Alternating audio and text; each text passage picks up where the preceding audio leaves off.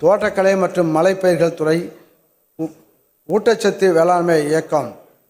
மக்கள் நலமும் நல்வாழ்வும் அவர்கள் உண்ணும் உணவை பொறுத்தே அமைகிறது. உடல் நலம் பேண ஊட்டச்சத்து மிக்க உணவினை உரிய அளவில் உட்கொள்வது இன்றியமையாதது ஆகும். ஊட்டச்சத்துக்களை அளிப்பதில் காய்கறிகள், பழங்கள், பயறு வகைகள், சிறுதானியங்கள் பெரும் பங்காற்றின. ஊட்டச்சத்து வழங்கும் இந்த விளைபொருட்களின் உற்பத்தியை அதிகரித்து ஊட்டச்சத்து பாதுகாப்பினை உறுதி செய்வதுடன் உழவர்களின் வருமானத்தை உயர்த்தும் வகையில் ஊட்டச்சத்து வேளாண்மை இயக்கம் என்னும் புதிய திட்டம் தமிழ்நாட்டில் 2025-26ஆம் ஆண்டில் ரூபாய் 125 கோடி ஒன்றிய மாநில அரசு நிதி ஒதுக்கீட்டில் செயல்படுத்தப்படும். காய்கறிகள் விதை தொகுப்பு. காய்கறிகள், பழங்களின் தினசரி தேவை சராசரியாக ஒரு நபருக்கு 400 கிராம் ஆகும்.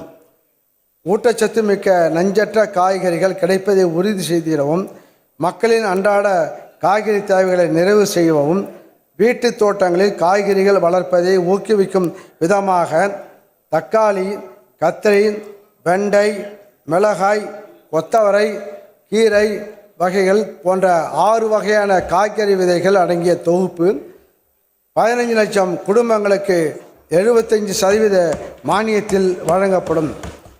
பழச்செடிகள் தொகுப்பு.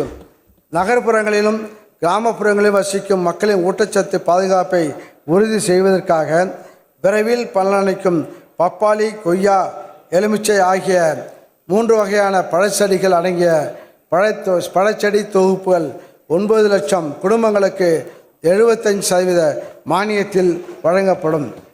தமிழ்நாட்டில் காய்கறிகளின் தேவைக்கேற்ப அவற்றின் பரப்பு உற்பத்தியை அதிகரிக்கும் பொருட்டு தக்காளி, வெங்காயம், முருங்கை, கத்திரி, பச்சை மிளகாய், வெண்டை, கீரை போன்ற முக்கிய காய்கறி பயிர்கள் 14,000 ஏக்கரில் பரப்பு விரிவாக்கம் செய்யப்படும். இந்த பரப்பு விரிவாக்கம் பெருமளவு சென்னைக்கு அருகில் உள்ள மாவட்டங்களில் செயல்படுத்தப்பட்டு சென்னைக்கான காய்கறி தேவை நிறைவு செய்யப்படும்.